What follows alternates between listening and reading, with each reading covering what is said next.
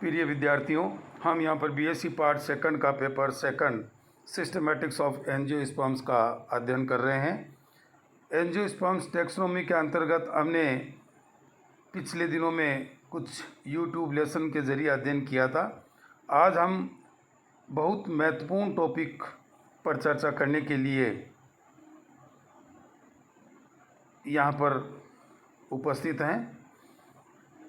Tools of taxonomy, पादप वर्गीकी के साधन, और उसमें भी महत्वपूर्ण टॉपिक हर्बेरियम तकनीक, हर्बेरियम टेक्निक्स पर आज हम चर्चा करेंगे।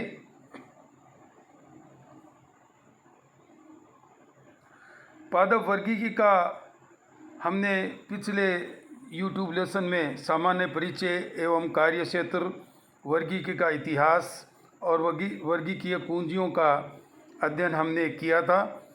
जब हमने वर्गीकी का सामान्य परिचय अध्ययन किया तो उस समय हमें ये ज्ञात हुआ कि वर्गीकी के क्षेत्र में पादप वर्णन से लेकर के और पादप के नामकरण और वर्गीकरण तक बहुत सारे साधन या औजार, जिसे हम यहाँ पर पादप वर्गीकीय टूल्स या औजार कहेंगे, उनकी आवश्यकता पड़ती है। आज हम सबसे पहले टूल्स ऑफ टैक्सोनॉमी या पादप वर्गीकी के साधन के तहत फील्ड्स या क्षेत्र एवं हर्बेरियम या पादपाले पर चर्चा करेंगे। उसके पश्चात क्लास वर्क दिया जाएगा। टैक्सोनॉमी के कार्य क्षेत्र में हमने देखा कि पादप का डिस्क्रिप्शन, वर्णन, आइडेंटिफिकेशन, पहचान, नोमेनक्लेचर, नामकरण, क्लासिफिकेशन, वर्गीकरण आदि प्रमुख रूप से रहे हैं। हम बहुत लंबे समय से वर्गीकी के क्षेत्र में पादपों के साथ उनका वर्गीकरण, पहचान, आइडेंटिफिकेशन का कार्य कर रहे हैं। वर्तमान समय में जब फाइलोजेनेटिक वर्गीकरण का प्रादुर्भाव हुआ तो हमने पादपों के मध्य जो अंतर संबंध हैं या जातिवर्त जो संबंध हैं एवं विविधता, जैव विविधता, डाइवर्सिटी को भी हम वर्गीकरण और अन्य इन कार्यों में सम्मिलित करते हैं। तत्पश्चात डिस्क्रिप्शन से लेकर के और डॉक्यूमेंटेशन तक हमारे पास जो साहित्यिक लिटरेचर या वर्गीकीय साहित्य जो निर्मित होता है वह वर्गीकी की बहुमूल्य धातु होती है। हम जानते हैं कि पादप का वर्णन से लेकर के और टैक्सोनॉमिक लिटरेचर तक हमें विभिन्न साधनों की आवश्यकता होती है। आज हम टैक्सोनॉमी के इन्हीं टूल्स की यहाँ पर चर्चा कर रहे हैं। मुख्यतः हम देखते हैं कि पादप वर्गीकी के साधन के अंतर्गत अर्थात पादप के आइडेंटिफिकेशन, नोमेनक्लेचर और क्लासिफिकेशन के लिए 4 वर्गीकीय साधनों की आवश्यकता होती है। नंबर 1 फील्ड्स या कार्यक्षेत्र,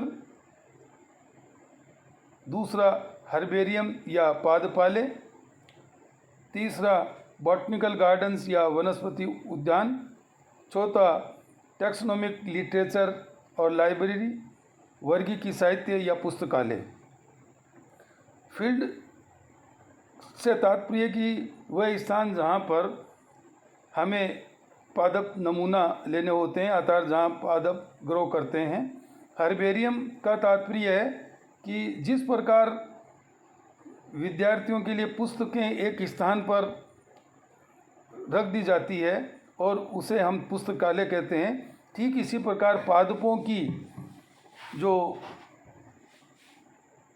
पहचान की हुई शीट्स हैं वो एक जगह हम जब रखते हैं तो उसे हर्बेरियम कहते हैं सामान्य भाषा में। वनस्पति उद्यान से तात्पर्य हम भली भांति इस सब से परिचित हैं सामान्यतः हम देखते हैं बाग बगीचों के बारे में हम जानते हैं, लेकिन जब इसी में वनस्पति विज्ञान की जिज्ञासाएं, उसका क्षेत्र, उसकी आवश्यकताएं आदि सम्मिलित की जाएं, अर्थात बॉटनिकल इश्यू उसमें सम्मिलित हो और इस प्रकार से हम पादपों को एक स्थान पर ग्रो करें, तो वह वनस्पति उद्यान कहलाता है।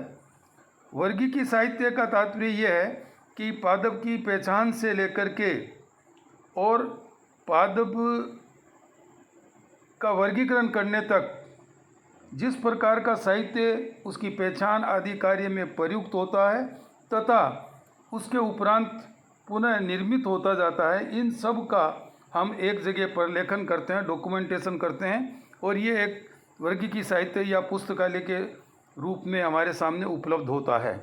उदाहरण के तौर पर हम देखते हैं कि वर्गीकी के साथ कार्य करते करते हम फ्लोरा, मोनोग्राफ, आइकॉन्स,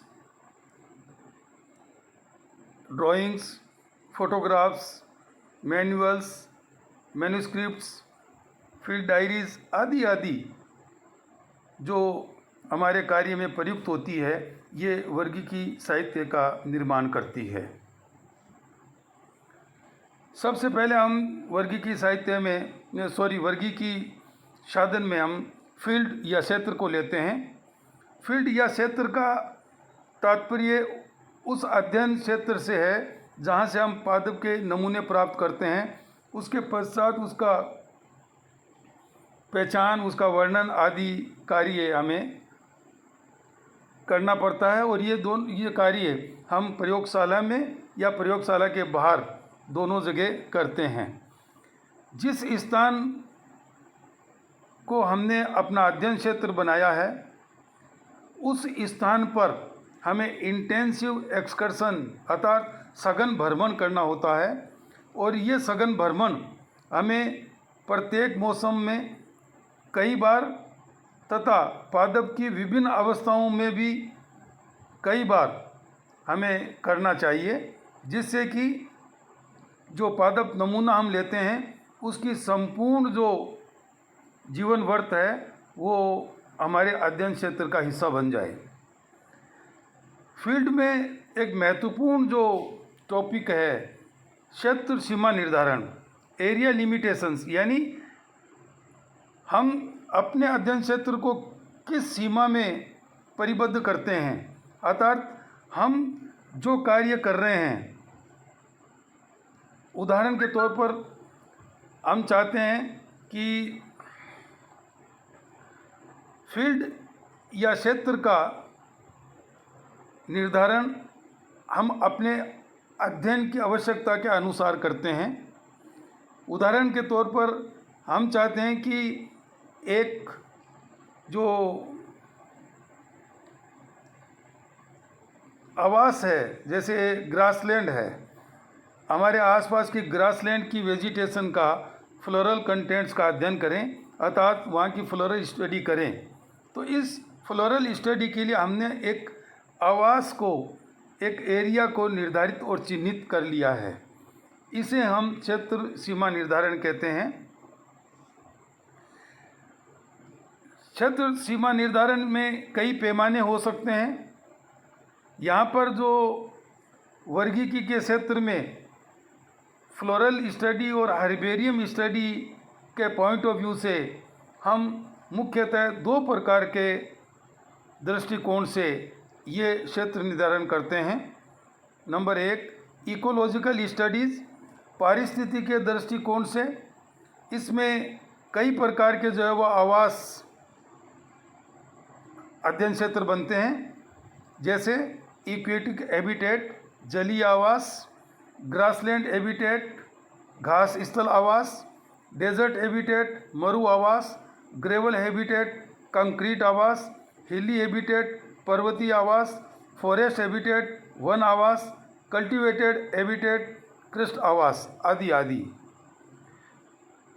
लेकिन सर्वमान्य रूप से हम देखें तो एडमिनिस्ट्रेटिव बाउंड्रीज यानी प्रशासनिक जो सीमांकन है उसको आधार लेकर के कार्य करना ज़्यादा उचित है। BSI अर्थात बॉटनिकल सर्वे ऑफ इंडिया, भारतीय वनस्पति सर्वेक्षण, इस बात पर जोर देता है कि आपकी फ्लोरल स्टडी या वेजिटेशन स्टडी कुछ बड़े क्षेत्र पर आधारित होनी चाहिए और उसके लिए उन्होंने 3 जो पैमाने निर्धारित किए हैं वो इस प्रकार हैं। डिस्ट्रिक्ट लेवल जिला स्तरीय फ्लोरा, स्टेट लेवल राज्य स्तरीय फ्लोरा, नेशनल फ्लोरा अर्थात राष्ट्रीय फ्लोरा, अर्थात इस क्षेत्र को लेकर के आपका अध्ययन होना चाहिए। यहाँ पर BSI का संक्षिप्त परिचय देना उचित है। बॉटनिकल सर्वे ऑफ इंडिया की स्थापना 13 फरवरी 1890 में हुई। ये अब गवर्नमेंट ऑफ इंडिया द्वारा संबंधित विभाग है। ये ministry of environment, forest and climate change द्वारा रन किया जाता है, अर्थात इसकी monitoring ministry of environment, forest and climate change द्वारा की जाती है तथा मुख्यतः फंडिंग भी इसी मिनिस्ट्री से इसको प्राप्त होती है। सामान्यतः पादप संसाधन, फ्लोरा, वनस्पति जात का अध्ययन, संकटग्रस्त जातियां आदि का संरक्षण व सर्वे, जर्मप्लाज्म व जीन बैंक का निर्माण एवं असुरक्षित एवं संकटग्रस्त जातियों का सर्वे आदि के लिए ये संगठन, ये संस्था कार्य करती है। क्षेत्र निर्धारण होने के बाद में दूसरा जो पादप साधन है वह हर्बेरियम कहलाता है। हर्बेरियम या पादपाले, इसे हम वनस्पति संग्रहालय भी कहते हैं, बॉटनिकल म्यूजियम भी कहते हैं। आज हम हर्बेरियम का सामान्य परिचय, हर्बेरियम शीट्स, हर्बेरियम विकास का इतिहास, आधुनिक हर्बेरियम, कुछ महत्वपूर्ण हर्बेरियम, हर्बेरियम का महत्व, हर्बेरियम अध्ययन हेतु सावधानियां आदि आदि पर चर्चा करेंगे। हर्बेरियम सूखे हुए, माउंटेड यानी प्रतिरोपित, दबाए हुए, पहचाने हुए प्रतिरूपों का एक समूह होता है जो कि मोटे कागज़ की शीट के ऊपर सूखे हुए पादप को सुखा करके बनाए जाते हैं। कहने का तात्पर्य है प्लांट्स को अच्छी तरीके से सुखा कर उसको अच्छी तरह से प्रेस करके मोटी गत्ते जैसी शीट पर अधिरोपित करते हुए किसी मान्य वर्गीकरण पद्धति के अनुसार व्यवस्थित करें तथा वह अवलोकन योग्य हो, ऐसी सीड्स का समूह हर्बेरियम कहलाता है। तो मुख्यतः यहाँ पर ये ध्यान दें, सर्वप्रथम जो प्लांट हमने नमूना प्रतिरूप के लिए लिया है उसको सुखाएंगे, उसके बाद में उसको प्रेस करेंगे, अर्थात दबाते हुए उसे प्रेस करेंगे।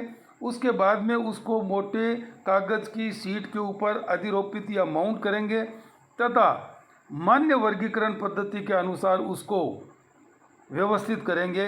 इस प्रकार के जो कलेक्शन है वह हर्बेरियम कहलाता है। और हर्बेरियम इस प्रकार से निर्मित किया जाता है कि वह संदर्भ हेतु प्रयुक्त योग्य हो। इन हर्बेरियम शीट्स को, जो कि एक प्रमाणिक आकार की होती हैं, उसमें जो अंकित सूचनाएं हैं वह प्रमाणिक होती हैं। इनको हम जाति, वंश, फोल्डर, कुल फोल्डर आदि में रख करके और स्टील या लकड़े के अलमारीज या बक्से में एक स्थान पर रखते हैं। इसे हम हर्बेरियम कहते हैं। वर्तमान स्वरूप में जो हर्बेरियम का रूप है उसका सर्वप्रथम उपयोग लीनियस ने किया था। सिर्फ सूखे हुए, दबाए हुए, माउंटेड किए हुए प्लांट्स जो कि हर्बेरियम शीट के ऊपर अधिरोपित करते हैं, इसके अलावा भी कभी कभी अन्य प्रकार से भी इन प्लांट्स को या प्लांट्स के भाग को संरक्षित करना होता है। उदाहरण के लिए कैक्टस समान जो प्रतिरूप हैं उनको लिक्विड संरक्षण में एवं सूखे फल या शंकु आदि विशेष बक्से या कांच के सिलेंडर में रखे जाते हैं जिससे कि वह लंबे समय तक संरक्षित हो। यहाँ पर यह विशेष रूप से ध्यान देना है कि हमें ये हर्बेरियम सीड्स इस प्रकार से तैयार करनी है कि वह लंबे समय तक जो है वो हमारे कार्य में प्रयुक्त हो। विभिन्न देशों में विभिन्न प्रकार के हर्बेरियम महाविद्यालय, विश्वविद्यालय, वैज्ञानिक संस्था या समिति, शोध संस्थान, वनस्पति उद्यान या सरकार द्वारा पोषित विभाग से संबंध होते हैं या उनसे संबंध रखते हैं।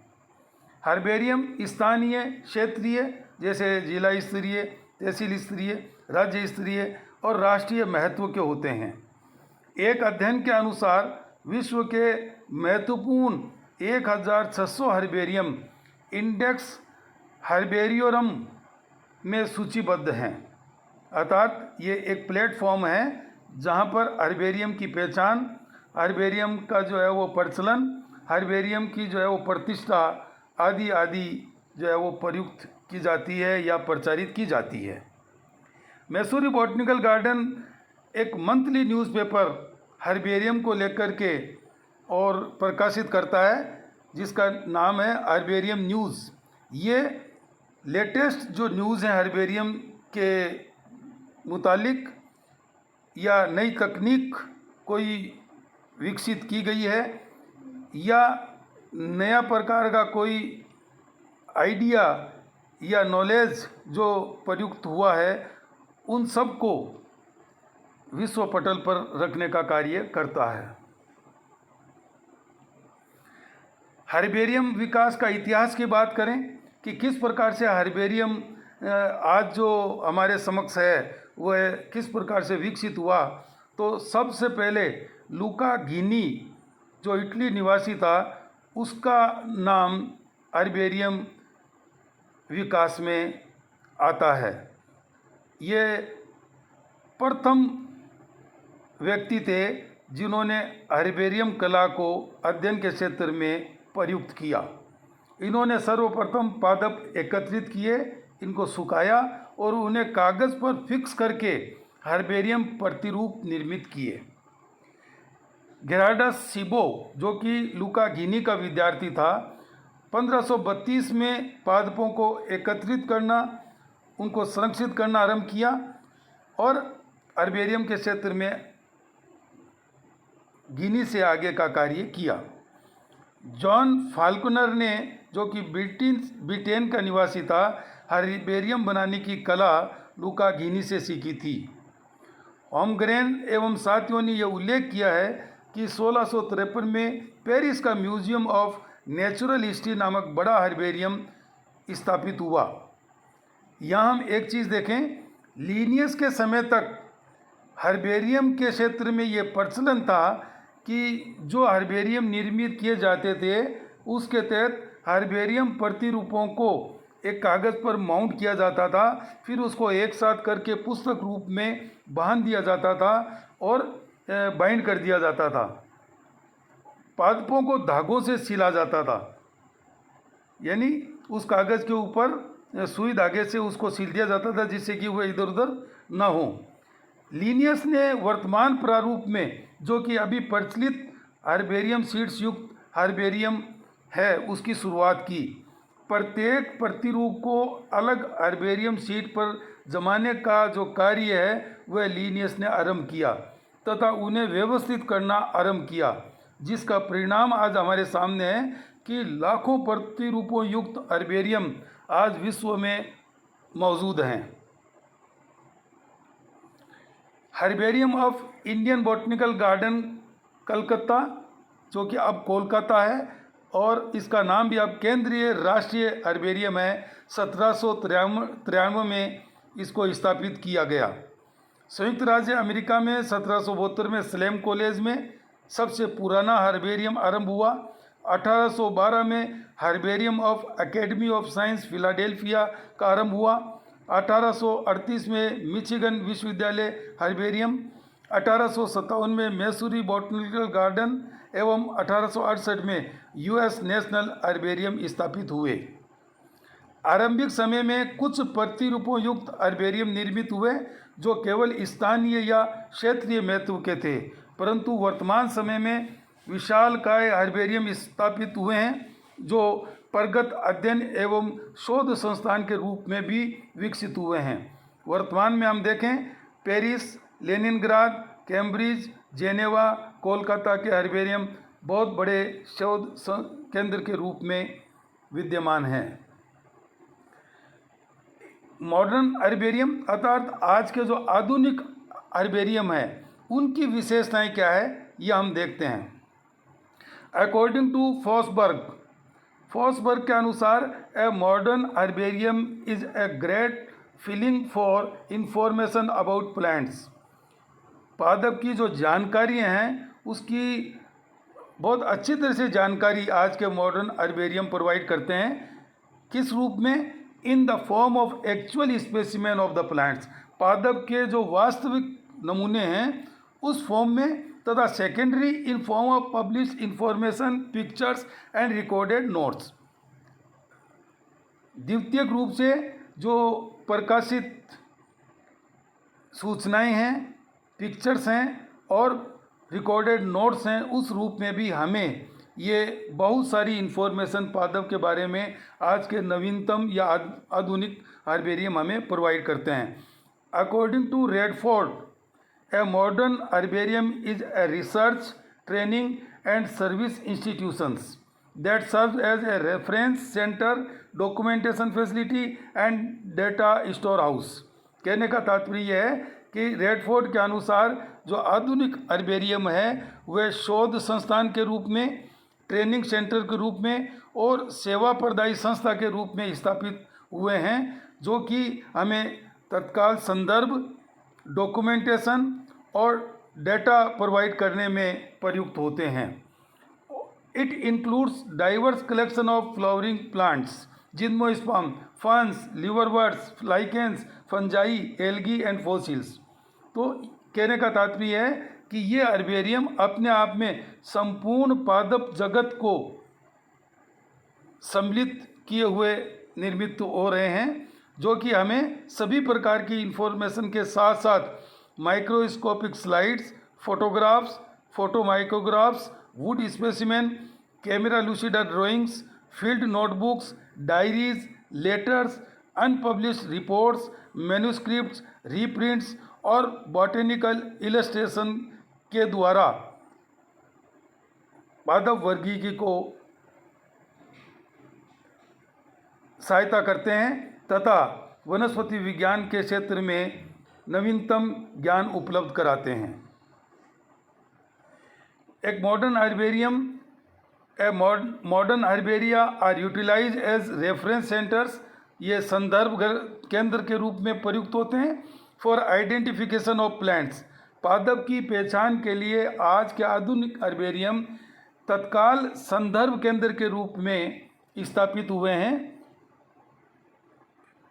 टैक्सोनॉमी, इकोलॉजी, एग्रीकल्चर, फार्मेसी आदि के क्षेत्र में जो बॉटनिस्ट वर्क करते हैं वह मॉडर्न हर्बेरिया से पादप के पहचान के रूप में सबसे ज़्यादा सरल, सुलभ और तत्काल रेफरेंसेस प्राप्त करते हैं।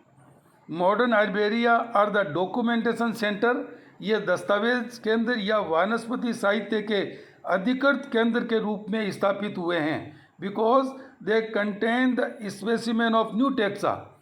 जो नया टेक्सा है उसके प्रतिरूप यहाँ पर उपलब्ध होते हैं।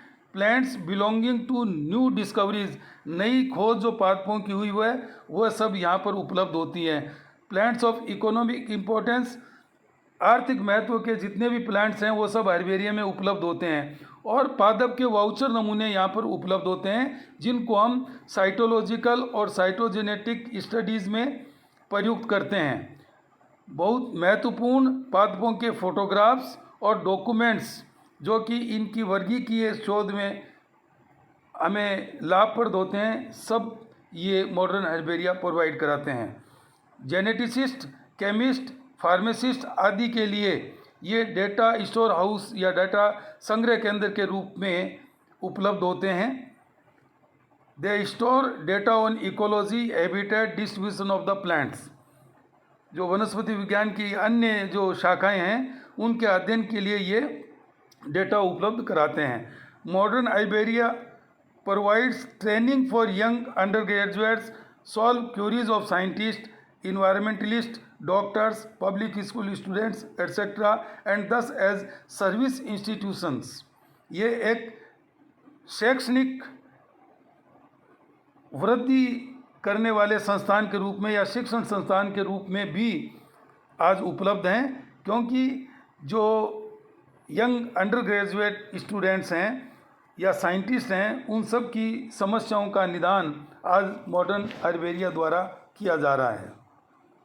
यदि हम विश्व के और भारत के कुछ महत्वपूर्ण हर्बेरियम की बात करें तो यहाँ पर हम देखते हैं कि लीनियस द्वारा जो हर्बेरियम टेक्निक प्रयुक्त की गई थी उसको आज इस रूप में हम देखते हैं कि जिस समय कुछ प्लांट्स के हर्बेरियम सीड द्वारा हर्बेरियम का निर्माण किया जाता था, आज मिलियंस प्रतिरूपों युक्त हर्बेरियम विश्व में उपलब्ध हैं। उदाहरण के तौर पर म्यूजियम ऑफ नेचुरल हिस्ट्री जो कि पेरिस में है, royal botanical garden Q London में है, कोमोरोव बॉटनिकल इंस्टीट्यूट लेनिनग्राद में है, conservatory and botanical garden Geneva में है, combined herbaria eight Harvard university Cambridge में है। आप यहाँ पर देखेंगे कि